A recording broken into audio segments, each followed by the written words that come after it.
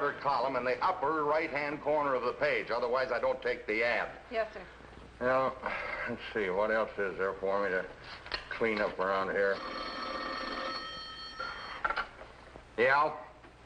Well, well, Mrs. Eustace, how are you? I called because I wanted to know how much you charge for a trip to Windsor on Friday. Friday for Windsor. Oh, the camp for the underprivileged boys. Yes. Well, you see, I wanted to charter one of your buses to take some of the boys to camp. Oh, yes. Well, in that case, I couldn't make any charge. No, if it's for charity. No, Ms. Eustace, not a penny. No, just expenses. I want to do everything I can for those dear little fellas. After all, I was an underprivileged kid myself once. Like most people, law enforcement officers take a great deal of pride in their work. And when a case is solved, the man responsible for its solution has the personal satisfaction of a job well done. Not only because he has brought a lawbreaker to justice, but because he has won a victory for all honest men over the thieves, swindlers, and sharpshooters who think they can get away with it. Such a case is the one I'm now going to tell you about in my role as Chief of the Intelligence Division of the Internal Revenue Service. Treasury File 7191, Internal Revenue Service. The case of the chartered Chiseller. Well, let's see, I gave you the new schedule on those buses to the Army Induction Center. And we've got 4 trips next week to Mount Gilpin for the hotel. Well, that takes us to the middle of the month, doesn't it? Yes. What about Mrs. Eustace? Oh, yes, Mrs. Eustace and those monsters she's taking to camp. Well, I think I can squeeze Crawford in on that run. I'll take him off the sightseeing tour for that day and use Hobart. Do you have to? What do you mean? Why do you always switch Crawford's schedules around so we can drive for Mrs. Eustace? I notice you do it for all the other women's organizations, too. He's our best driver, kid. He knows how to handle those old biddies. Besides, they always ask for him. Oh, I see. This, Crawford's a pretty handsome guy. He's got a way with the women. You know him? Yes, I know him. I've seen him once or twice. You've been out with him, too, haven't you, Louise? Yes, I've been out with him. What's the matter with me, baby? Why do you always have to turn me down on dates and go out with that guy? 15 times I have to ask you to go to dinner with me or go to a show or... There you go again. Every time I get close to you, you run away from me. What for? What are you afraid of? I used to have secretaries that'd give the world to be on the good side of the boss. Well, what makes you so different? I'd better get these letters off, Mr. Malone. No, wait a minute. I don't like to talk to you like this, Louise. I want to do nice things for you. I want to take you out to nice places. I want to spend money on you, maybe put a ring on your finger. I'm that nuts about you. Don't ever do that to me, Mr. Lamont. Don't you ever put your hands on me again. I'm sorry, baby. I couldn't help it. Well, yes, I agree that for a man who owns a fleet of charter buses, Malone appears to be reporting a relatively small income. And yet there's nothing in his returns that looks particularly suspicious to me. What caught your eye, Logan? Sit down. His deductions for charity, Chief. In every case, his contributions were directly connected with his business dealings. If he contributed to a church, that very same church used his buses. If it was a woman's charitable organization, well, they chartered his buses, too. Well, there's nothing very unusual about that, Logan. He'd have reason to contribute money to organizations which patronized him. Yes, be good business, I suppose, but if a man gives almost $1,600 a year to charity, don't you think it's strange that he doesn't contribute 1 cent to the Red Cross or some other organization that he doesn't directly do business with? I mean, if a man is that charitable, wouldn't it show up someplace else? Yes, I think maybe you've got something there, Logan. All right. Go ahead on a preliminary investigation. Right, Chief. In order to determine whether or not Ed Malone had been making more money than he reported on his income tax returns, Agent Logan began a preliminary investigation of Malone's standard of living, the type of house he owned, the clubs he belonged to, the restaurants he frequented, and the sort of purchases he made in local stores. Apparently, Malone lived a rather modest life, having a charge account in only one department store in town and using it only occasionally. However, there was a charge account in this very same store for a man who had given Malone as a credit reference. And this account was used quite frequently for a number of expensive purchases. Oddly enough, the man who maintained this account was a bus driver who worked for Malone, a man named Crawford, John Crawford. Well, thank you, man. Thank you, Johnny. But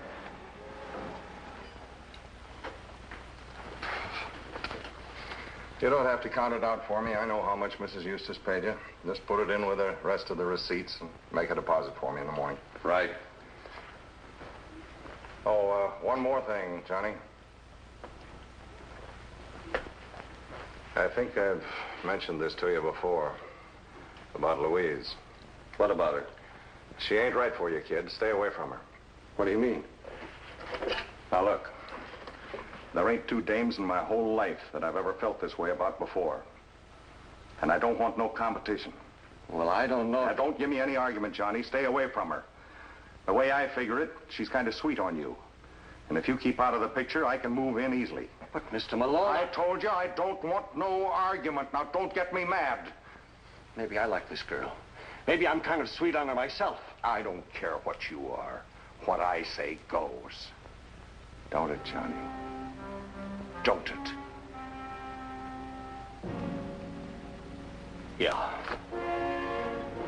Yeah.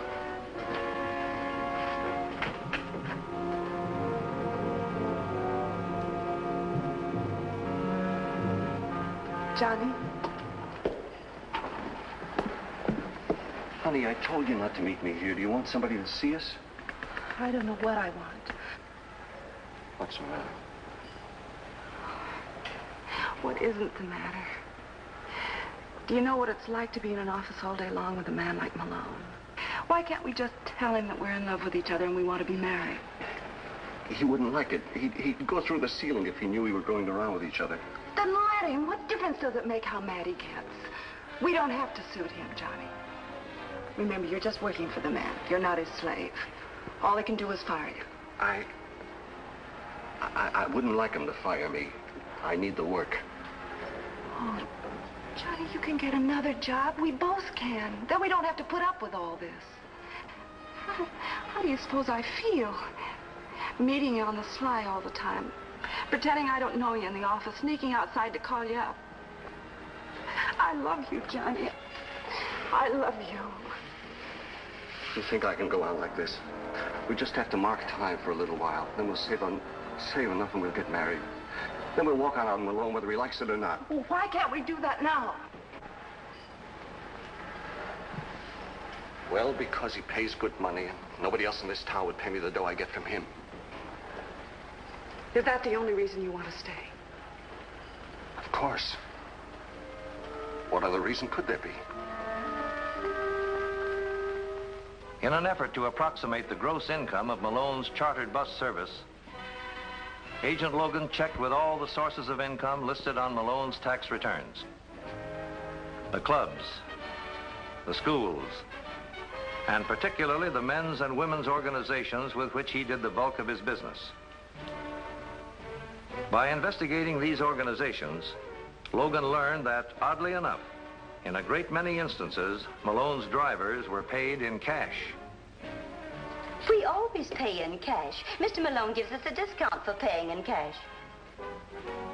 A rough estimate of Mr. Malone's gross income revealed that over a period of 3 years, he had reported some $200,000 less than he actually took in. It was then that we decided to make a full investigation. Louise, Tell Johnny Crawford I want to see him. I'll wait right here for him. Yes, sir.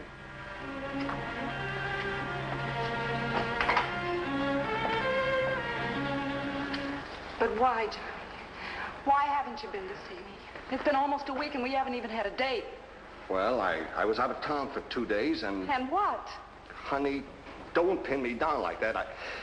I just couldn't make it, that's all. Don't you love me anymore, Johnny? Is that what you're trying to do, let me down easy? Of course not. It's just taking too much of a chance. If he should see us going around together, Maybe you want to break off for a while. Is that what you want? I didn't say I wanted to break off. You know I love you. Johnny! Johnny! I told Louise I wanted to see you. Yes, sir, Now, Johnny! Yes, sir. I'm coming.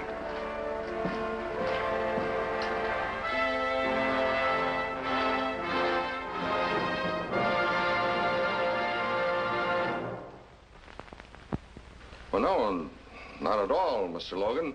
I don't mind you going over my books, but going over my books is one thing. Spending 2-3 days, after all. I'm sorry it's taking so long, Mr. Malone. But what's up? I always file my returns and pay my taxes. Yes, certainly. Well, I guess that'll be all for today. But you haven't answered my question. Look, I've been a pretty decent guy about all this. I got a right to know. You'll know, Mr. Malone. But if I've made any mistakes, I'd like to correct them. What mistakes would you like to correct, Mr. Malone? Well, These books have all been audited, haven't they? sure, but maybe I've left out an item someplace, or maybe a couple of items, you know. Like what? You've reported everything on your tax returns, haven't you? Well, certainly I have. Well, then there's nothing to worry about. Goodbye, Mr. Malone. I'll be back in the morning. Louise, come in here a minute, will you? Has that Treasury guy been asking any questions about me? No, sir. Has he said anything about my cash account or my books or anything like that? No, sir. Well, what are you staring at? You think I've done something wrong? And if I did, do you think they could catch me? I don't think anything, Mr. Malone. I mind my own business. Howdy, girl. You keep doing that, while these Treasury men are around, everything will be hunky-dory.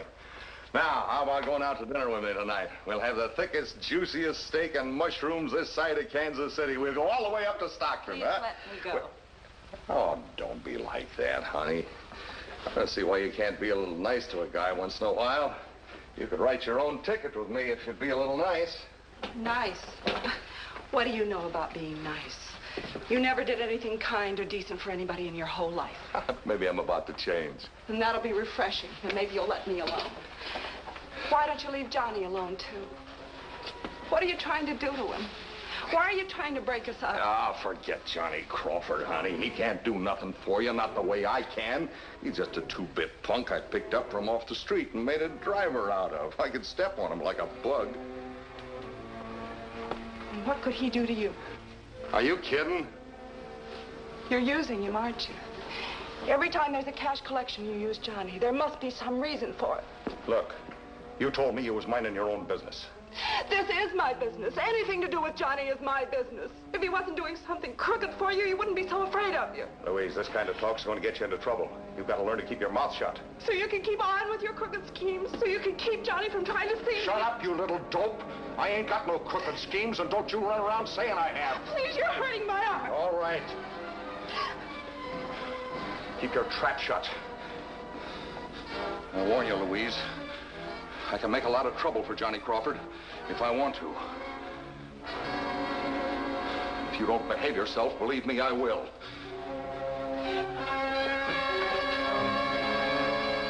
But I had to, Johnny. I had to see you. Malone can't keep me from coming to your apartment. You don't know him, Louise. You don't know what he can do. What can he do that he hasn't done already? But you shouldn't have talked to him that way. You shouldn't have said what you did about me. That'll only make things worse. But why, Johnny? Why? You've got to tell me once and for all why you're so afraid of it. Honey, don't you think I would if I thought it would do any good?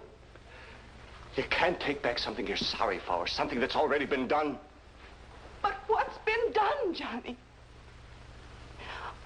Oh, look, darling. When you love a girl, When you ask her to marry you, she has to know what you are, what's inside of you. Otherwise, the marriage doesn't mean anything. A part of you isn't in it. Johnny, what have you done? How can I tell you?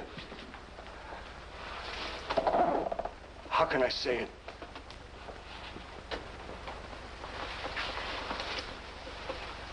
Is it that bad, honey? Louise, I killed a man. 6 years ago, I killed a man, a drunk on the state highway. I ran over him and I kept right on going. You didn't report it to the police? No. I was so scared, I kept telling myself I couldn't do him any good. I didn't want to get mixed up in it. They might find out about the car and Malone might put me in jail. Malone? Yeah, it was his car. I borrowed it one night without his knowing it. The worst part of it is he found out anyway. Caught me driving it into the garage. But he didn't put me in jail. Told me to keep my mouth shut, and he'd take care of me. From that time on, you've had to do everything he told you to do. Unless I wanted to go to the jail. It was like being on a string. All he had to do was open his mouth, and I'd do what he said. Sorry I told you now. Oh, no, Johnny. I'm not sorry you told me. Just sorry for you. Discrepancies. All sorts of discrepancies, Chief. Even in the accounts with his regular customers. Cash receipts improperly reported, or not reported at all. Items listed on his customers' books which don't even appear in his records. But they're all cash transactions. That's his game. To deliberately get these organizations to pay in cash so that there wouldn't be any checks or receipted bills that we could use as evidence. Well, if he's been making all this money, Logan, what has he been doing with it? Putting it in a hiding place? Possibly. It's also possible that he's been spending some of it through this driver of his, this Crawford fellow. For one thing, Crawford has paid for quite a number of stock purchases which Malone made at a brokerage house. I see. What about those out-of-town banks that you've had Anderson investigating? Any accounts show up in Malone's name or Crawford's? No, but Anderson has found two rather large depositors who gave Malone as a reference. Oh? Now, it could be that these depositors have been using fictitious names. And it could be that they'll all turn out to be Crawford. At any rate, we're working on that angle. All right, Logan, keep at it. And if there's anything you need from me, just let me know. Yes, sir. Yeah, don't tell me you can't do it. I'm telling you, it's got to be done. There's too much going on around here. Too many questions being asked. That Treasury guy is onto something. He's getting closer to the answer every minute. Even so, I still don't see why I'm not asking you to see. I'm telling you to close out those 2 bank accounts in Jefferson County and bring me the cash. You'll need some of it to get away. But why do I have to go? If I run away and this thing breaks wide open, they'll think that I've been stealing from you, taking the cash receipts and banking them under a phony name. That's the way I want it to look. If the house caves in, I got to be in the clear. But what about me? If they catch up with me, I'll never get out of jail. Now, quit worrying, will you? They ain't going to catch up with you no more than they did the other time. That hit-and-run deal worked out okay, didn't it? Did it? You call living like this okay? Oh, don't try to be so smart. You didn't have much choice about the way you were going to live after you ran over that guy in my car. If you want me to tell the cops about that, just say so. I can still make you take the rap for it. Yeah?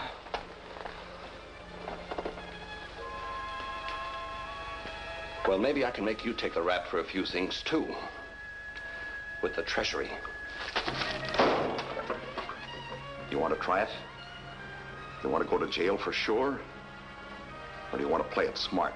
Get out of town for a while till this thing blows over. Which is it, Crawford?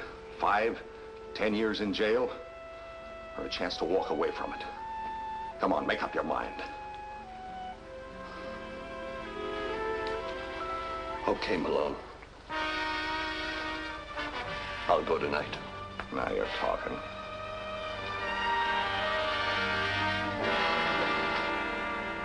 That's right, Chief. We tailed Crawford going into both of those Jefferson County banks, and he closed out both of the accounts.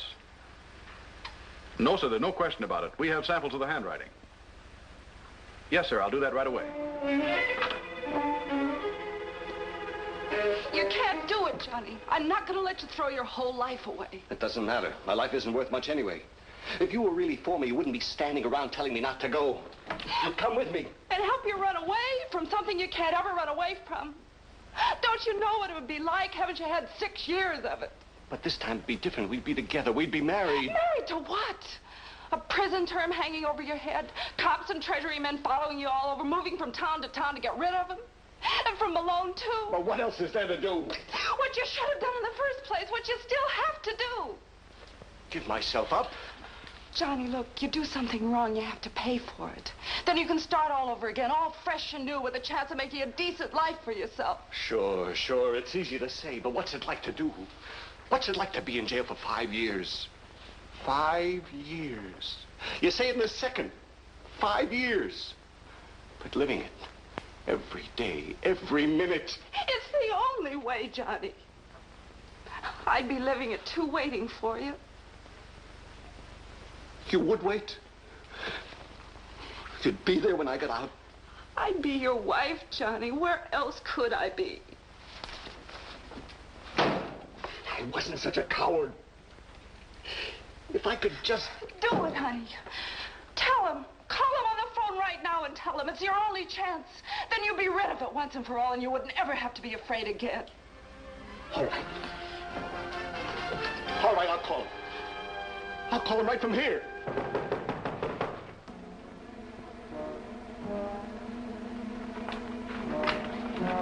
Hiya, Johnny. Well, Louise. What do you want, Malone? I just dropped by. See how you're getting along. The train leaves in about an hour. Thought I'd drive you down to the station. I don't think he's going, Mr. Malone. No? Well, I didn't think I'd have much trouble persuading him, but if there's going to be any argument, I think I can settle that, too. He's not going, Mr. Malone. And you're not going to make him. Is he, Johnny? Tell him, Johnny. Come on, pick up your bags, kid. Come on. No. You're wasting time. No, I'm doing it right. For the first time in 6 years, I'm doing it right. Look, Crawford, you're not talking to me. You're talking to a gun. You've had a gun at my head for 6 years. For 6 years, you've been whipping me with it. Scaring me. Making a nothing out of me because I was afraid you'd pull the trigger. Now I don't care anymore. Go ahead and pull it. Go ahead, Malone. You want to kill me? Go ahead and kill me. Well, why did you do it? Why are you so scared? What are you so nervous about? Who's at the door? Who's there? Special Agent Logan, Internal Revenue Service. Crawford, I'm still waiting. I want to talk with you. I'm coming.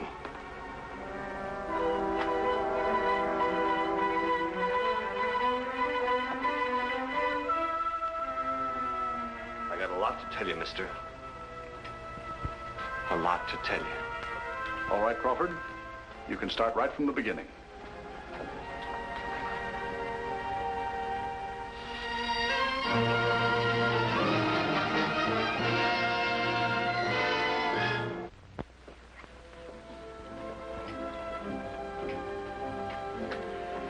After confessing to being the hit-and-run driver who had killed a man some 6 years before, Johnny Crawford pleaded guilty to a charge of second-degree manslaughter and was sentenced to the state penitentiary for a term of 2 to 5 years.